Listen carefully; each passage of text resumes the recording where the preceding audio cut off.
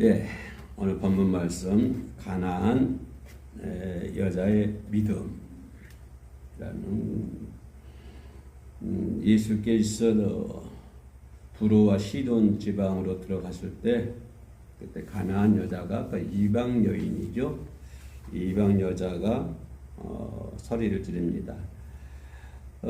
중요한 대목은 주 다윗의 자손이여 라고 신앙을 고백하는 걸 볼 수가 있어요. 이방 여인인데 신앙을 고백하는 그런 부분입니다. 그러면서 얘기하기를 나를 불쌍하게 여기달라. 그러면서 내 딸이 흉악하게 시키신 들렸나이다. 이 부분을 우리가 생각해 보면 지금 어머니가 딸 때문에 참 어려운 많이 힘들어하는 그런 상태임을 우리가 볼 수가 있습니다. 내 딸 때문에 참 죽을 지경이다 이런 말이거든요. 어차피 딸 입장에서 보면 귀신이 들렸기 때문에 뭔가 이렇게 판단이라든가 이렇게 지성적인 것이 없다고 할지라도 그런 아이를 자녀로 둔 부모 입장은 우리가 당사자가 아니고는 그 심정을 헤아릴 수가 없죠. 그래서 아마 이 어머니의 이 딸의 어머니, 이방인 여인은 마음이 상당히 아팠을 것이고 아마 찢어진 그런 마음을 안고 살아가고 있지 않았나 그렇게 생각을 합니다.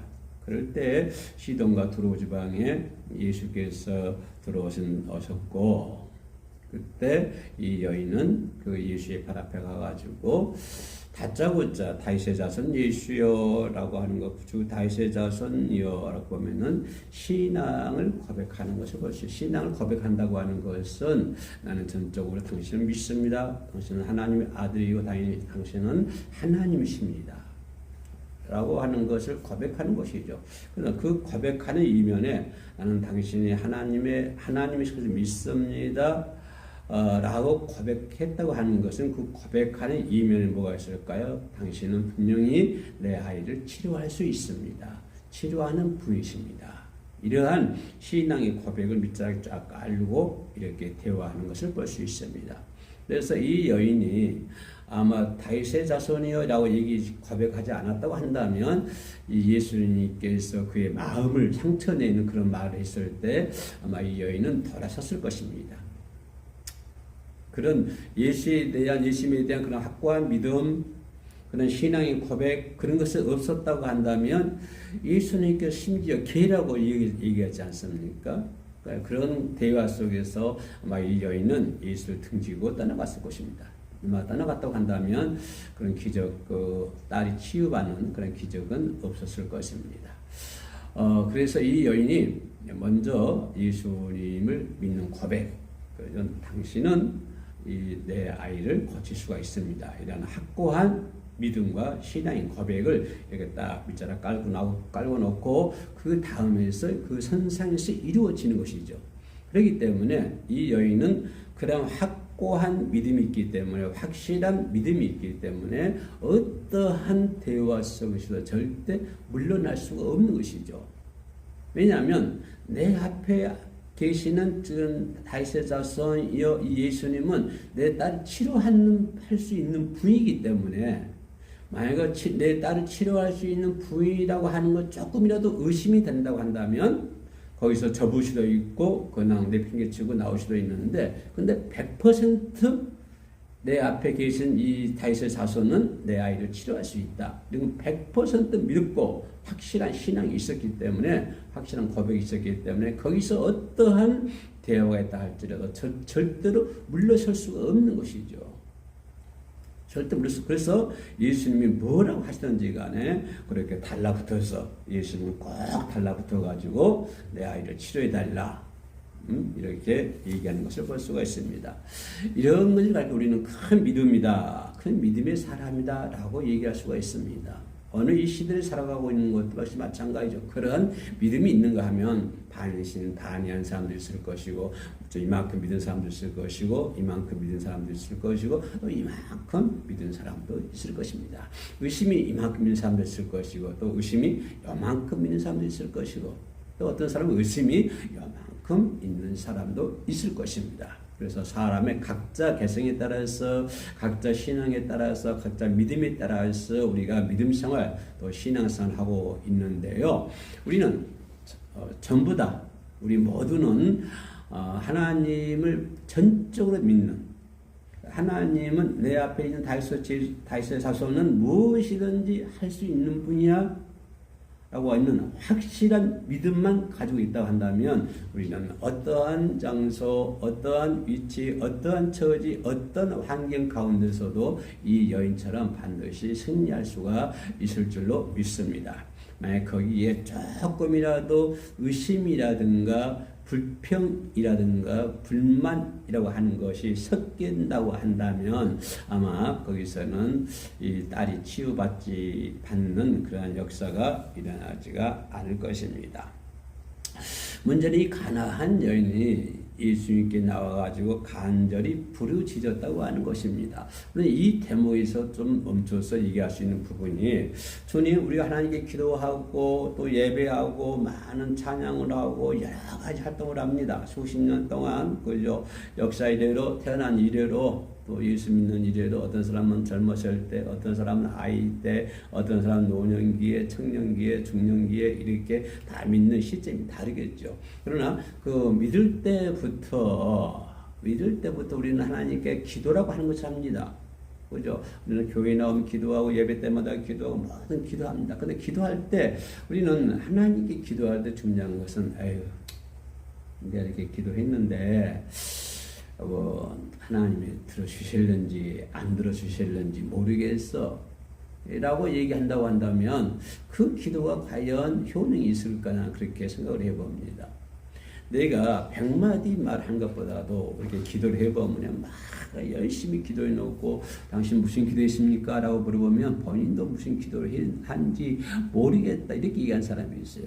단 한 가지 놓고 기도하더라도, 하나를 놓고 기도를 하더라도 하나님께 간절한 마음으로 기도해야 된다고 하는 것입니다. 이 귀신 들린 아이의 엄마처럼 그런 간절한 마음으로, 애타는 심령으로 우리가 하나님께 부르짖고 기도하면 하나님께서 응답해 주실 줄로 믿습니다. 그는 이방인이었지만 예수님을 향해 고백했다고 하는 것입니다. 이것도 중요한 것이죠. 이방인, 당시의 유대 사회에서는 이방인들 계점 취급을 했거든요. 사람처럼 취급 안 했습니다. 아주 이렇게 낮게 취급했는데, 그럼에도 불구하고 이 여인은 예수님께 나와서 고백하는 것을 볼 수 있습니다. 다윗의 자손이여 나를 불쌍하게 여겨달라. 내 딸이 어떻게 흉악한 귀신이 들렸나이다. 그러나 이 고백 속에서 어머니의 마음과 믿음이 담겨 있다고 하는 것입니다. 지금까지 얘기했던 이 고백 속에서 이 여인의 믿음, 주 예수 그리스도를 향한 믿음이 담겨 있었고요. 그 아이를 향한 마음과 예수 그리스도를 향한 마음, 이런 모든 것들이 그 속에 다 담겨져 있다고 하는 것입니다. 나를 다윗의 자손이여 나를 불쌍히 여겨달라. 내 딸이 흉악한 귀신이 들렸나요. 그래서 우리는 하나님 앞에 기도할 때 내 마음을 통째로 내놓고 기도를 해야 해요. 내 마음을 숨김없이 내 마음을 내놓고 하나님께 기도해야 되고, 또 내 믿음을 숨김없이 놓고 하나님께 기도해야 된다고 하는 것입니다. 그런 간절한 마음, 그런 간절한 믿음, 그런 것을 가지고 우리가 하나님께 기도하면 하나님께서 응답해 주실 줄로 믿습니다. 더 놀라운 것은 그녀가 예수를 다윗의 자손이여 라고 불렀지요. 예수님을 메시아로 인정하는 신앙의 고백입니다. 우리가 기도하고 찬양하고 예배합니다. 모든 것들이 예수 그리스도 다윗의 자손, 하나님의 아들, 그리고 하나님이 천지만을 창조하실 때 그 자리에 계셨던 그분, 그리고 우리를 위하여, 인류의 죄를 위하여 이 땅에 오신 주님, 다 이거 우리가 고백하지 않습니까? 이게 고백이잖아요. 이런 신앙의 고백, 예수 그리스도를 인정하는 신앙의 고백이 있어야 한다고 하는 것입니다. 이 인정이라는 것은 반만 인정하는 것이 아니고 내 삶 전체를 바쳐가지고 인정해야 되는 거예요. 나의 모든 걸, 내 모든 오감, 뿐만 아니라 나의 모든 것을 다 바쳐서 예수 그리스도를 인정해야 된다고 하는 것입니다. 그렇게 예수 그리스도를 인정하고 그러한 예수님께 나아가서 우리의 마음과 믿음을 바쳐 간구할 때 간절히 부르짖으면 하나님께서 우리들을 보살펴 주실 줄로 믿습니다. 이때 그러한 간절한 마음, 이 여인의 그러한 간절한 마음을 가지고 예수님께 나와서 믿음을 고백하고 마음을 전부 드립니다. 온 마음을 다 쏟습니다. 온 믿음을 피나는 그러한 믿음, 피나는 그런 마음, 피로 얼룩진 그런 마음을 다 쏟습니다. 온 정성을 향해서 예수 앞에 다 쏟아놓는데 예수는 뜻밖의 말씀을 하십니다. 예수는 침묵하셨고 그 제자들조차도 여인을 벌레 보내자라고 하는 그런 얘기가 나왔습니다. 더 나아가 예수님은 이런 말씀을 하시죠. 24절에서 나는 이스라엘의 잃어버린 양 외에는 다른 데로 보내심을 받지 않았다. 라고 너하고는 상관없다 그 말이거든. 나는 메시아이지만 네가 말한 난 다윗의 자손 예수 그리스도가 메시아이지만 나는 이스라엘 집, 이스라엘 민족, 이스라엘 집에 잃어버린 양 외에는 다른 데로 보냄을 받지 않았다. 너하고는 상관없다 그 말이거든요. 나는 너의 딸을 치유할 수도 없고 네 마음을 내가 치료할 수도 없고 네 믿음을 내가 채워줄 수도 없다. 라고 나는 너를 위해서 이 땅에 오는 사람이 아니야. 나는 너의 민족 이방인들을 위해서 이 땅에 오는 사람이 아니야. 라고 하는 말씀을 하늘 날벼락 같은 이런 말씀하시죠.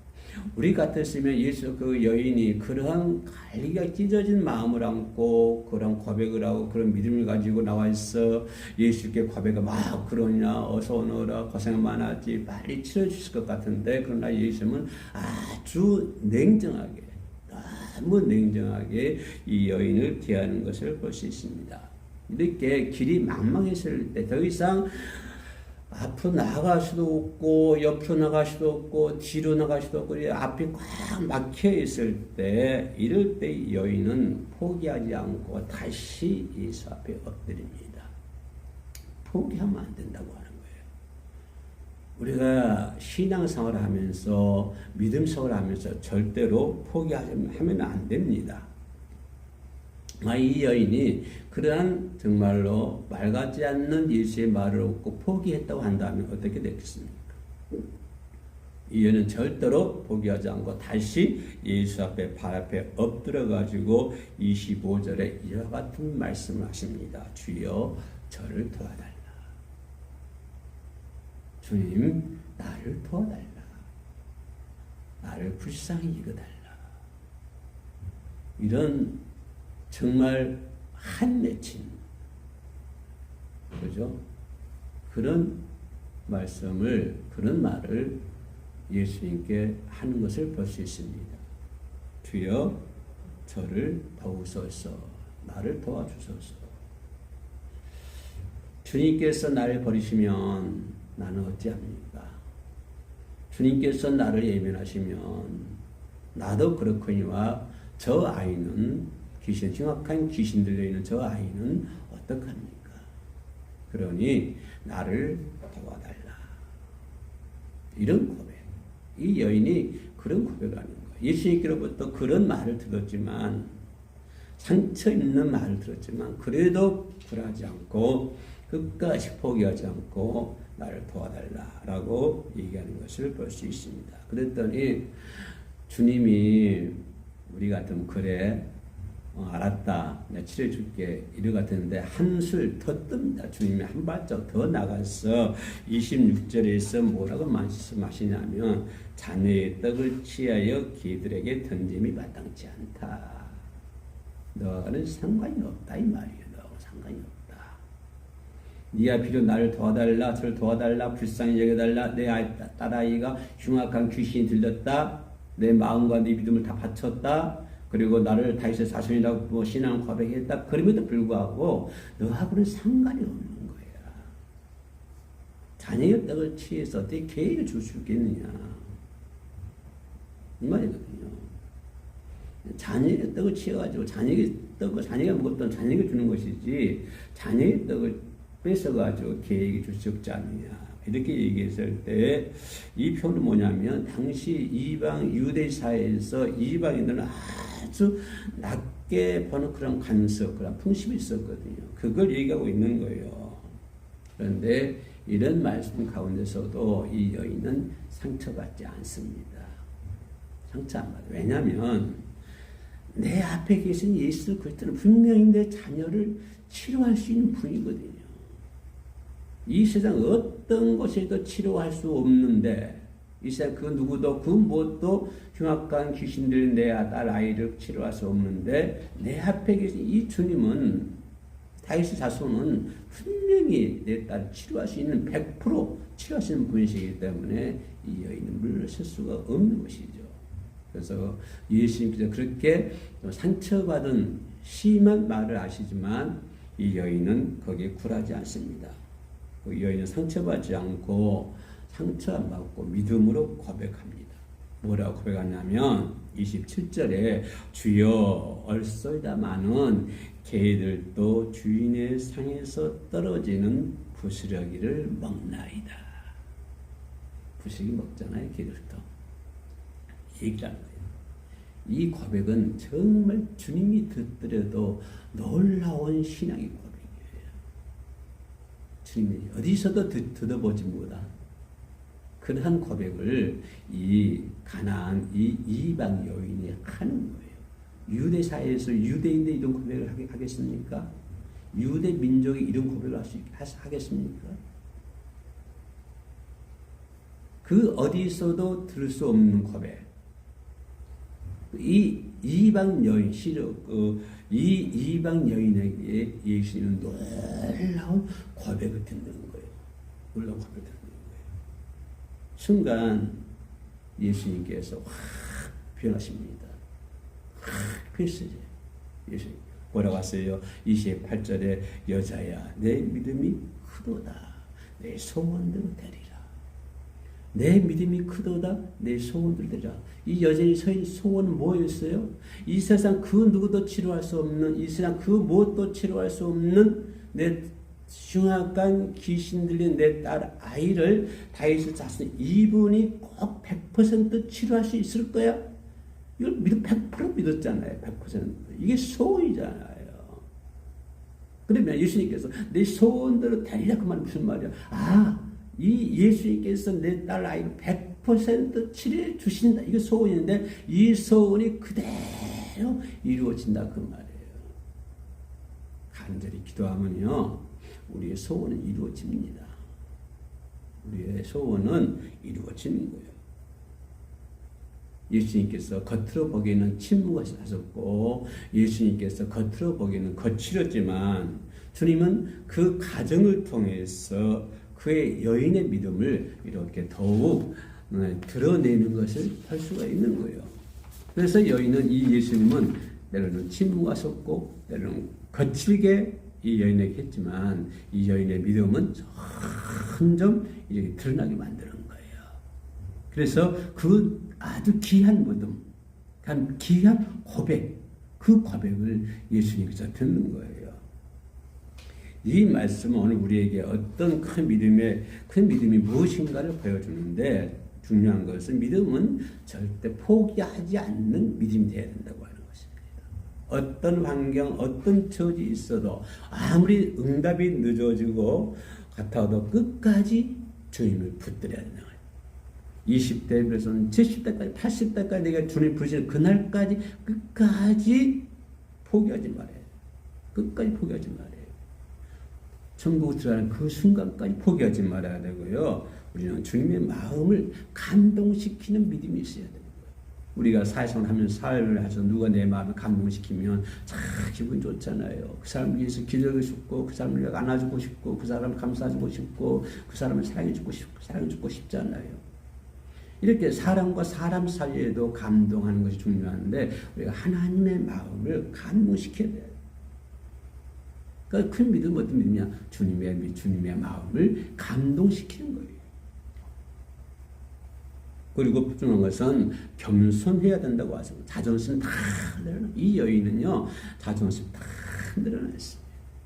우리는 주님 앞에 겸손하게 나와서 겸손하게 주님께 아뢰야 되는 거예요. 그래서 여인은 단지 여인의 기도의 응답에서 끝나지 않고요. 주님께서 이방 여인의 믿음을 칭찬하시고 칭찬해 주시고 그 딸을 거쳐 주시는 것을 볼 수가 있습니다. 그리고 우리 모든 예수님의 십자가의 모든 장벽을 허무시고 우리 모두를 하나님의 자녀로 삼아 주신 줄로 믿습니다. 우리도 이 이방 여인처럼 큰 믿음을 소유할 수 있는 저와 여러분 되시기를 주의 이름으로 축원합니다. 기도하시겠습니다. 은혜로 오신 아버지 하나님, 어떤 상황 속에서도 포기하지 않고 겸손히 십자가 은혜를 붙드는 믿음을 주시옵소서. 큰 믿음으로 주님을 감동시키며 살아갈 수 있도록 도와주시옵소서.